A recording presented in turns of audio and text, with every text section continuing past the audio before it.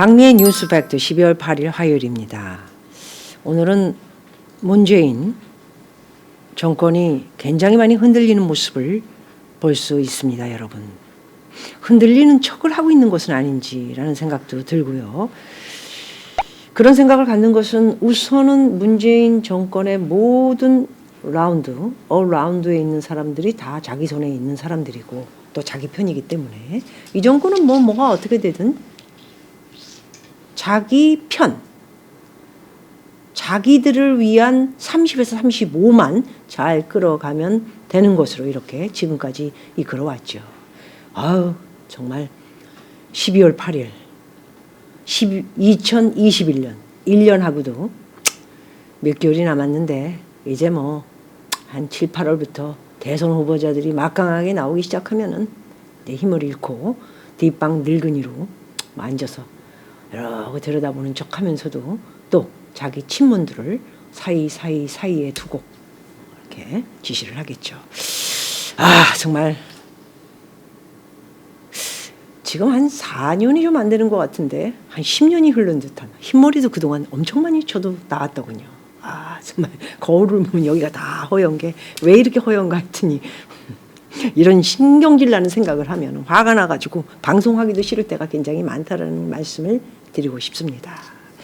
정말 많은 사람들이 감옥을 갔고요. 적폐청산이라는 간단한 말 하나로 일단 현재는 여자의 몸으로 3년이 넘게 감옥에 있으시네요.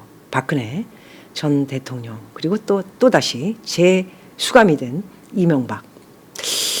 옛날 제가 본 것으로는 전두환 노태우도 2년 정도 살고는 풀어줬습니다. 나라의 큰 망신이죠. 어쨌든 정말 대단히 악랄하고 무섭습니다. 이 정권은. 네. 아마도 자기가 있는 동안의 모든 것을 청산해 버리겠다는 생각을 저는 갖고 행하고 있는 것 같은데 뜻대로는 되지 않을 것 같고요. 35%는 이끌어갈 수 있지만 그래도 나머지 5, 60%는 정신을 조금 차리고 있다라는 말씀을 드리고 싶습니다. 그리고 대한민국의 국민이 정신을 차려야 대한민국이 바로 돌아갈 수 있다라는 생각을 항상 여러분들은 제 유튜브를 보고 계신 분 또 저 또한 모두가 함께 동일한 생각을 갖고 계시지 않을까 합니다. 저 또한 제가 정치 이야기를 주로 목적으로 하는 논객이거나 논평을 하는 사람도 아닙니다. 여러분들이 쉬쉬거리면서 또 한번 말씀드리지만은 얘기할 것을 제가 정정당당하게 소리 높여 이야기해주고 있기 때문에 시원하다 이런 생각을 가지시는 분도 꽤 있으신 걸로 압니다. 그래서 제가 이야기를 하면은 굉장히 많은 또 조회 수가 올라간 것도 상당히 많더군요. 그거에 대비해 사실 새롭게 뉴스 팩트를 지금 만들고는 있지만은 구독수가 많이 오르지 않는 것을 또 봤을 때는 여러분들이 그렇게 제 얘기를 좀 그냥 우스갯소리를 듣고 있는 것은 아닌가 하는 생각을 가져봅니다. 진정성이 굉장히 담겨 있고요. 저는 진실만을 정치에 대해서는 이야기하고 싶다라는 생각을 갖고 있습니다. 정말 많은 원한이 맺힌 사람들이 이 정권을 보면서 상당히 돌아가신 분들, 특히 제 가슴에 울림을 줬던 이재수 기무사령관님, 네, 보기만 해도 굉장히 정직하고 성실하고 국가관이 뚜렷하셨던 분이었는데 그냥 간단하게 자기가 자살로 마감을 하면서 더 이상 이 일에 대해서는 묻지 마라. 아마도 그 원기가 아주 그냥 정말 의지와 굉장히 모든 나라를 위한 그 당당함이 있으셨던 분인데 그 원혼이 문재인에게 계속해서 따라다니지 않을까 하는 그런 슬픈 내용도 있었습니다. 근데 이 정권에 와서 적폐 수사를 많은 사람을 다 때려잡아 놓고 그러기도 했지만은 특히나 자기 편들도 상당히 많이 물론 자살이라고 마감을 했다고는 하지만 의문투성인 것들이 상당히 많다라는 것이죠. 우선 노회찬 씨도 상당히 인기가 좋으시고 또 바른말도 똑바로 하시고 물론 이제 조그만 돈건 때문에 스스로 그냥 깨끗하게 하겠다 이렇게 해서 자살을 했다 했는데 의문점을 또 가지시는 분들도 계십니다. 또 얼마 전에 박원순 씨, 박원순 씨도 배낭 하나 메고 산으로 올라가서 갑자기 죽었는데 자살이다 이렇게 판정한 날이었지만 이것 또한 굉장히 많은 사람들이 또 의문을 갖고 있다는 것이죠. 그 외에 최근에는 또 옵티머스 사건으로 큰 일이 벌어질 듯 이게 사람이 살아있어야 증거도 잡고 이야기가 이어지면서 많은 사람들이 증인을 하고 들어와서 또 수사를 받고 이래야 되는데 그냥 또 이낙연 측근인 충성심 강한 왜 죽습니까? 목숨이 하나인데 왜 죽습니까?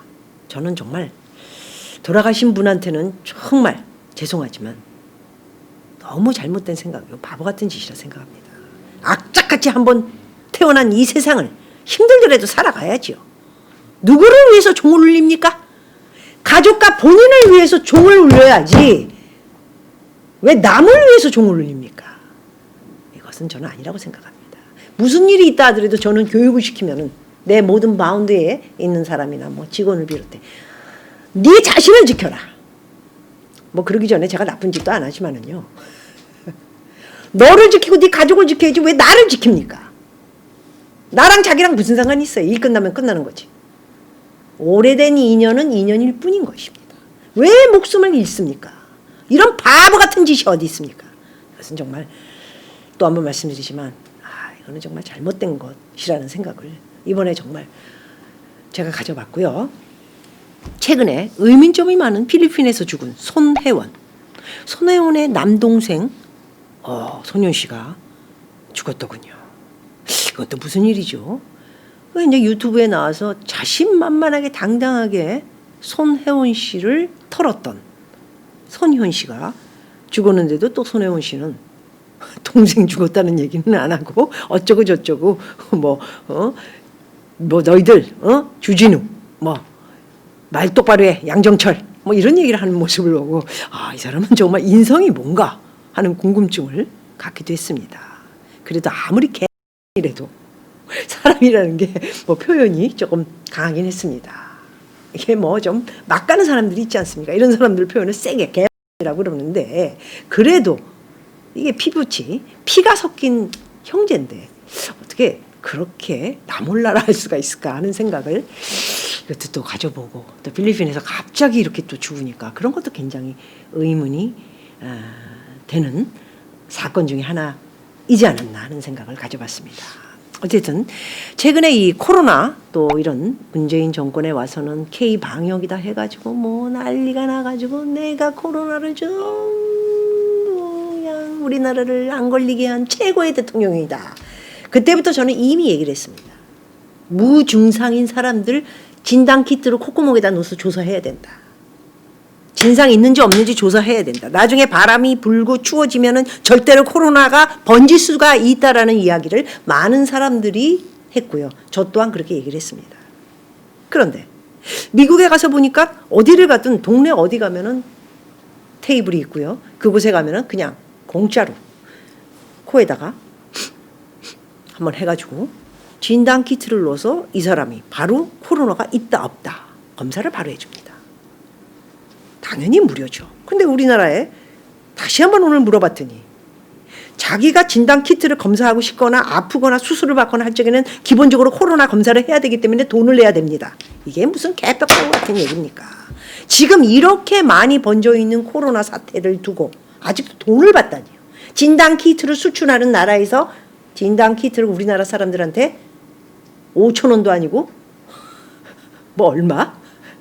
정확한 것은 뭐 아직까지 7만 원인지 10만 원인지 20만 원인지는 자세히는 모르겠지만 제가 볼 때는 어떤 데서는 5만 원 받을 수도 있고 7만 원. 그게 누구 집 이름입니까?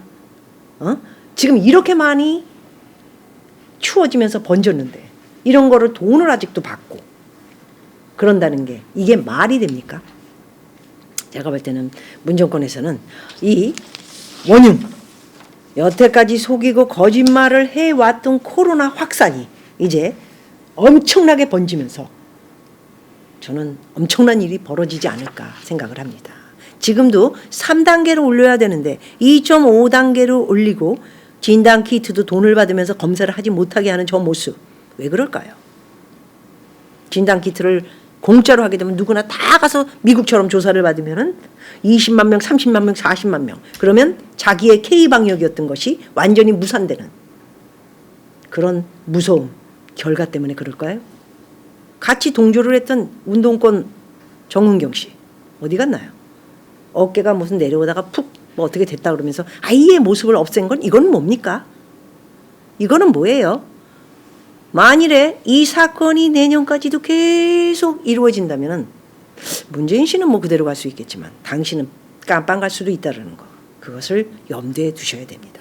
사실 세월호 사건보다도 이 코로나 사건이 더 엄청난 일이라는 것을 저는 말씀드리고 싶습니다. 확산이 돼서 정말 많은 사람들이 죽고 확진돼가지고 퍼지고 또 퍼지고 이런 일이 일어난다면 여러분들은 앞으로 어떻게 하실 것입니까? 잘 생각하셔야 돼요. 경제는 완전히 우리가 봐도 자영업을 비롯해 저도 지금 흔들흔들 이게 뭐 어떻게 해야 되나 앞으로 이런 고민을 한 번도 해본 적이 없는 저 또한 내년을 두고는 계획이 있지 않습니까? 이거 내년 상반기에 어떻게 해야 되나 이런 생각을 갖게 하는 이것은 무엇일까요?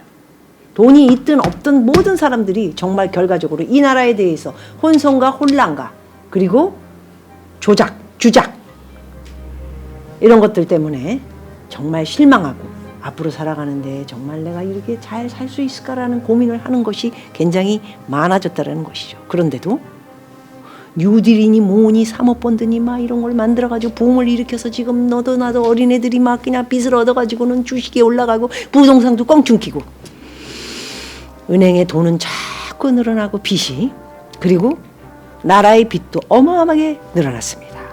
이거 어떻게 할 겁니까?